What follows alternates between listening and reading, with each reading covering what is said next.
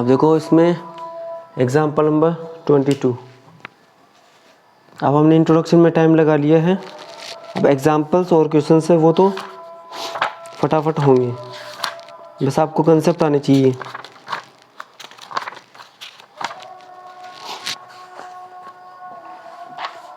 अब इसमें पहला एग्जाम्पल है कि find a vector cross b vector magnitude if a vector. अब आपको ए वेक्टर दे रखा है कितना 2i कैप प्लस में जे कैप प्लस में 3k cap and B vector दे रखा है अब वो कितना 3i कैप प्लस में 5j कैप माइनस में 2k कैप। अब पहले आपको ए क्रॉस बी फाइंड करना है, ठीक है। तो देखो कैसे करोगे आप, now a cross b i cap J cap के कैप, ठीक है। तो देखो 2 1 3 3 5 -2, ठीक है। बाई एक्सपेंडिंग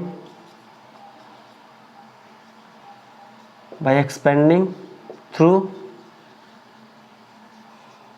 R1, तो क्या हो जाएगा, देखो A cross B equal to I cap, determinant का साइन, फिर 1 3 5 -2 जे कैप 2 3 3 -2 प्लस में के कैप 2 1 3 5।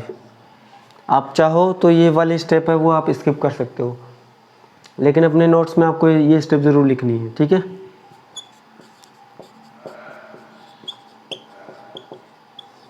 देखो ये क्या हो जाएगा -2 और माइनस का 15, फिर माइनस का जे कैप है तो माइनस का 4 माइनस का 9 प्लस में के कैप है 10 माइनस में 3, तो it implies A vector cross b vector कितना आ जाएगा, माइनस का 17 आई कैप माइनस का प्लस का 13 जे कैप और प्लस का 7 के कैप। नाउ एक वेक्टर क्रॉस बी वेक्टर का मैग्नीट्यूड फाइंड करना आपको, तो क्या आ जाएगा, देखो -17 का स्क्वायर प्लस में 13 का स्क्वायर प्लस में 7 का स्क्वायर, तो magnitude of a vector cross b vector square root of 17 का स्क्वायर 289 होता है क्या,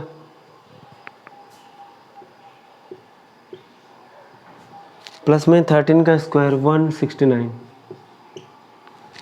प्लस में 49।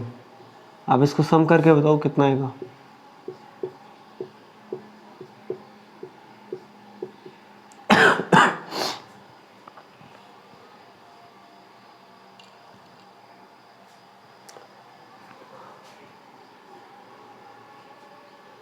$507। तो यहाँ पे अपना क्वेश्चन कंप्लीट हुआ कि नहीं हुआ बताओ।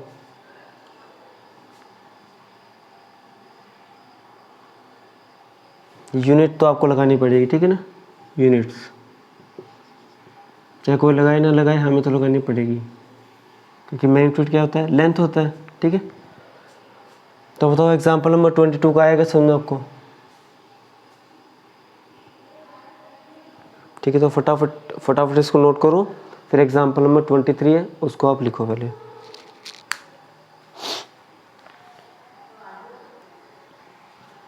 अब देखो एग्जाम्पल नंबर 23 है, तो क्या देखो, find a unit vector perpendicular to each of the vectors a plus b and a minus b where a vector and b vector this and that, ठीक है। तो ये जो है सबसे इम्पोर्टेंट एग्जाम्पल है, ठीक है, आपको यूनिट वेक्टर फाइंड करना आना चाहिए और दोनों के परपेंडिकुलर होना चाहिए। आपको देखो, अगर आपको कंसेप्ट पता है तो ये क्वेश्चन आपके लिए कुछ भी नहीं है, और अगर आपका कंसेप्ट ही क्लियर नहीं है तो ये क्वेश्चन आपके लिए सब कुछ है। अब एक बात देखना, हमने ये किया था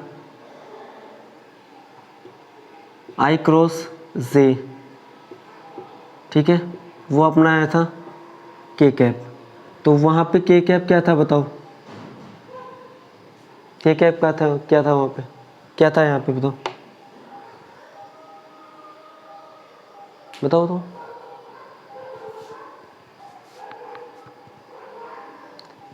ये यूनिट वेक्टर है क्या perpendicular to I and J, हाँ है ना, क्योंकि अगर ये I कैप है और ये जैसे J कैप है तो ये क्या होगा, K कैप होगा, ठीक है। इसका मतलब अगर ये K कैप यूनिट वेक्टर आ रहा है और इन दोनों के I और J के परपेंडिकुलर है, ठीक है, तो अब I और J के परपेंडिकुलर कोई यूनिट वेक्टर आता है तो वो किससे आता है, I क्रॉस K कैप क्या है, I क्रॉस J कैप है कि नहीं बताओ, है ना। तो मतलब इन दोनों का मुझे किसी भी दो वेक्टर का अगर मेरे को पहले यूनिट वेक्टर देखना है तो पहले उन दोनों वेक्टर का मुझे क्रॉस प्रोडक्ट चाहिए कि नहीं चाहिए बताओ, पहली बात तो ये बताओ, ये बात क्लियर हुई कि नहीं हुई बताओ आपको। अब ये बताओ कि ये जो क्रॉस आता है वो अपने आप में एक वेक्टर होता नहीं होता है, होता नहीं होता अपने आप में एक वेक्टर, और एक जैसे सी वेक्टर है तो इसका जो यूनिट वेक्टर है वो कैसे फाइंड करते थे हम बताओ, कैसे फाइंड करते थे,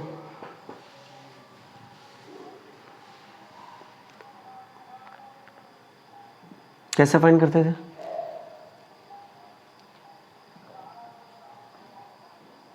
भूल गए। हाँ सी कैप से, किस सी कैप कैसे फाइंड करते हैं बताओ, फॉर्मूला क्या था वो, ये ना। अब मैं आपको बता रहा हूँ कि ये जो क्वेश्चन है ये आपको ऑलमोस्ट हो चुका है। हमें ए वेक्टर दे रखा है और हमें बी वेक्टर दे रखा है। हमें पूछा क्या है कि आप है ना ये इसके और इस दोनों के, इन दोनों का यूनिट वेक्टर फाइंड करो। तो बताओ अपनी जो प्रोसीजर होगा वो क्या होगा। सबसे पहले हम क्या फाइंड करेंगे बताओ, सबसे पहले हम क्या फाइंड करेंगे,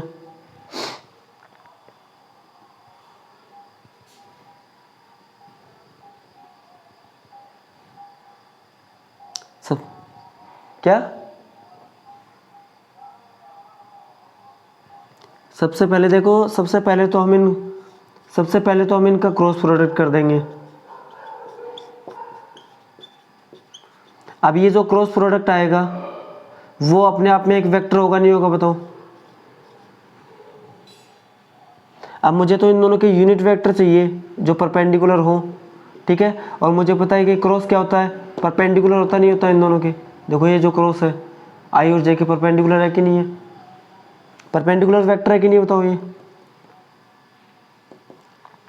अब मैंने इनको सी वेक्टर लिख लिया, मुझे सी वेक्टर का क्या चाहिए, यूनिट वेक्टर चाहिए। तो सी वेक्टर क्या हो जाएगा, c cap is equal to c vector upon में सी वेक्टर का मैग्नीट्यूड। अब बताओ ये जो एग्जांपल नंबर 23 है ये आपको समझ में आया कि नहीं आया। अब आप इसको क्रैम कर सकते हो या फिर अच्छे से लिख सकते हो, उसको आप लिख सकते हो ना अच्छे से आप।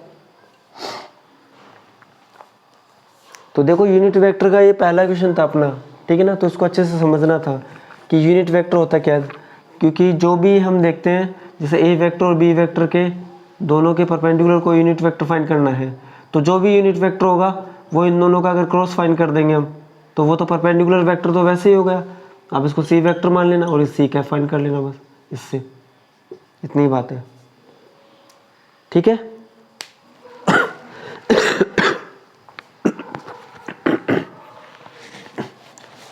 अरे उसको करते हैं।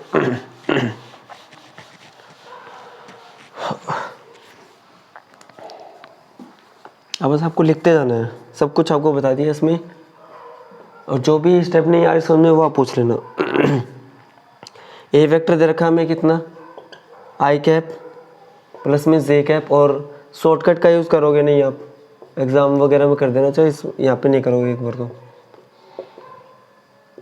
आई कैप प्लस में जे कैप प्लस में 3 के कैप, ठीक है। नाउ पहले ए वेक्टर प्लस में बी वेक्टर फाइंड करना पड़ेगा, तो आई कैप प्लस में जे कैप प्लस में के कैप प्लस में आई कैप प्लस में 2 जे कैप प्लस में 3 K cap, bracket close, it implies A vector plus में B vector is equal to I cap, और ये हो जाएगा 1 + 1 प्लस में जे कैप, ये हो जाएगा 1 + 2 प्लस में के कैप, ये हो जाएगा 1 + 3। तो it implies A vector plus में B vector is equal to कितना आ जाएगा, 2 आई कैप प्लस में 3 जे कैप प्लस में 4 के कैप, ये इक्वेशन नंबर 1 हो जाएगी। एंड ए वेक्टर माइनस में B vector is equal to I cap plus में जे कैप प्लस में के कैप, ब्रैकेट क्लोज हो जाएगा, फिर minus bracket start I cap plus में 2 जे कैप प्लस में 3 K cap, it implies A vector minus में B vector, आई cap 1 - 1 plus में जे cap 1 - 2 plus में के कैप 1 - 3। तो it implies A vector minus में B vector is equal to 0 I cap plus में minus में जे cap, और ये हो जाएगा माइनस में 2 के कैप। नाउ अब बताओ आपको क्या फाइंड करना है इसमें, क्रॉस, ठीक है ना। नाउ ए वेक्टर प्लस में B vector cross A vector minus में B vector is equal to I cap J cap के कैप। तो देखो क्या हो जाएगा, 2 3 4, ये हो जाएगा 0 -1 -2 बाई एक्सपेंडिंग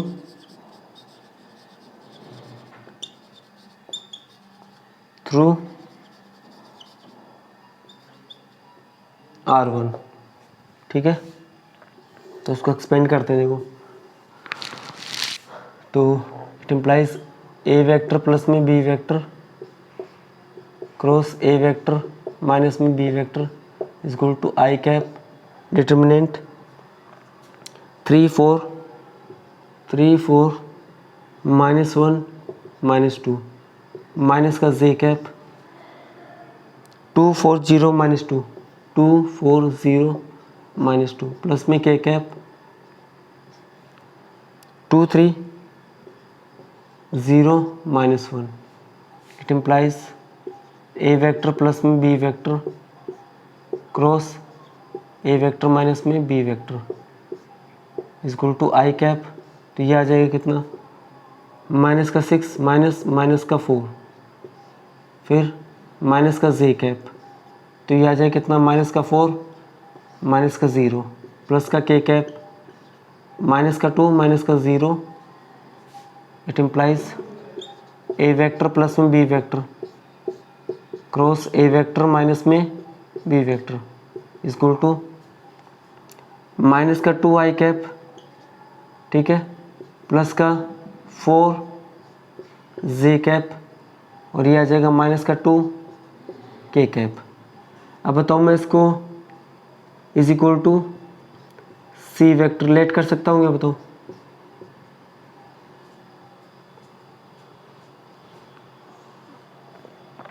अब बताओ जो a vector plus b vector आया है, ठीक है ना, अब तो वो एक ऐसा वेक्टर है क्या जो इन दोनों के क्या है, परपेंडिकुलर है। है ना। देखो हम लिख सकते हैं here C vector is A vector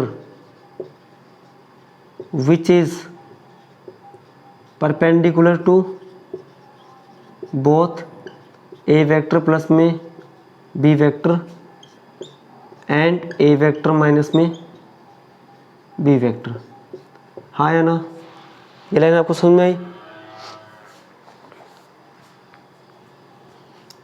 but देखो, but we have to find the unit vector which is perpendicular to both a vector plus में b vector and a vector minus में b vector। ये line भी आपको समझ में आई।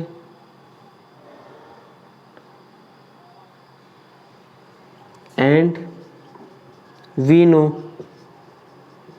know that the unit vector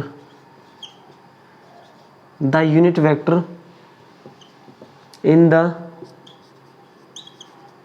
direction of c vector is given by c cap is equal to c vector upon में c vector का magnitude. ये equation number अभी तक कुछ नहीं, 1 हो गई, ठीक है ना। ये a माइनस बी को आप सेकंड कर देना, ठीक है ना। और ये हो गई अपनी थर्ड इक्वेशन। अब बताओ मुझे सी वेक्टर का मैग्नीट्यूड फाइंड करना है नहीं करना, बताओ।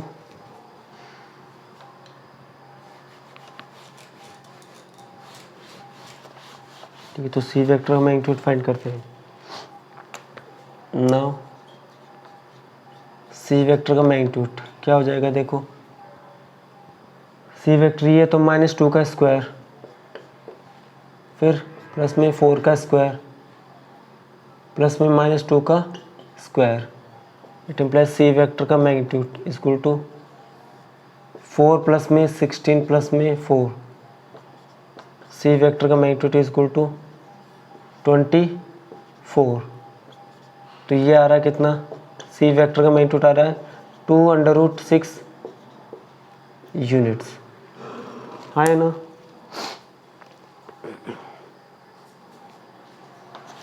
हम देखो now c cap is equal to c vector upon में सी वेक्टर का मैग्नीट्यूड होता है। It implies c cap is equal to c vector ये रहा माइनस का 2i कैप प्लस का 4j कैप माइनस का 2k कैप अपॉन में 2√6।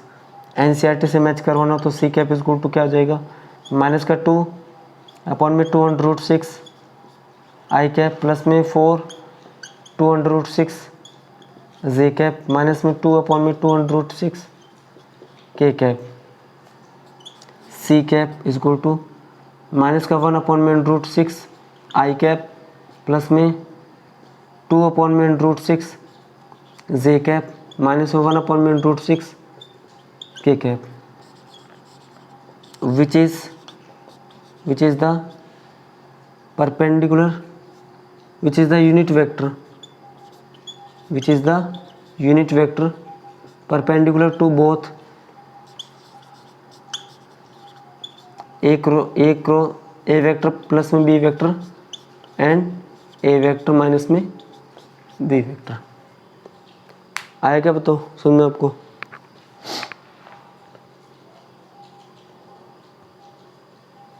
तो ये बताओ कि अगर हमें एग्जांपल समझ में आ गया कि हमें यूनिट वेक्टर को फाइंड कैसे करना है, तो ये एग्जांपल हमारे लिए कुछ है क्या। और बताओ बढ़िया एग्जांपल था कि नहीं था। अब यहाँ पे a प्लस बी की जगह आपको 3a + 2b दे देगा, 3a - 2b दे देगा, कुछ भी दे सकता है, अगले की मर्जी है वो। ये नहीं कि सिर्फ a + b they, a - b दे, ठीक है। अब एनसीईआरटी में एक चीज़ और लिखी हुई है, वो लिखवा देता हूँ मैं आपको। तो इतना नोट कर लिया आपने।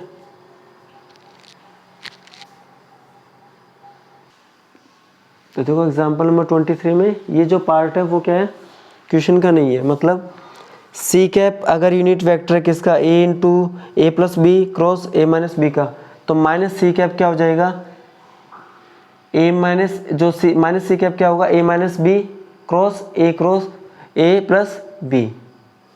ठीक है, तो बताओ एग्जाम्पल नंबर 23 का आपको अच्छे से समझ में आया कि नहीं आया। तो इसमें तो मैंने तो अपने पूरे एफर्ट्स लगाए कि आपको यूनिट वेक्टर फाइंड करना आना चाहिए, और ये सबसे ज़्यादा इंपॉर्टेंट है। एग्जाम में 99% इससे क्वेश्चन आता है कि यूनिट वेक्टर फाइंड करो। ठीक है, तो मैं आपको वापस से एक बार थोड़ा सा रिकॉल करवा देता हूँ। देखो अगर हमें दो वेक्टर दे रखे हैं, ए वेक्टर और बी वेक्टर, ठीक है, तो मुझे उसका परपेंडिकुलर यूनिट वेक्टर चाहिए। ठीक है, अब यूनिट वेक्टर कब आएगा, जब आपको वो वेक्टर पता होगा तभी तो आएगा, नहीं आएगा तो जब परपेंडिकुलर वेक्टर पता होगा तभी तो होगा ना वो चीज़।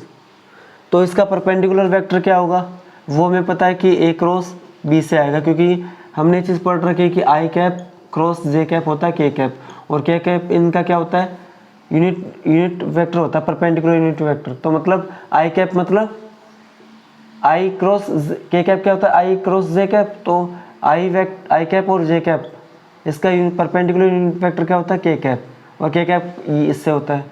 तो मतलब अगर हमें इसका यूनिट वेक्टर चाहिए परपेंडिकुलर, तो मुझे इन दोनों का क्या करवाना पड़ेगा, क्रॉस। ठीक है, फिर अब इसको हम सी वेक्टर के इक्वल मान लेंगे, और सी कैप क्या होता है, देखो सी वेक्टर अपॉन में सी वेक्टर का मैग्नीट्यूड। ये हमने 10.3 में बहुत 10.3 या 10.2 में सीखा था इसको। तो एग्जाम ऐसे और भी क्वेश्चन आ जाए तो आप उनको कर सकते हो, नहीं कर सकते हो, बताओ। ठीक है।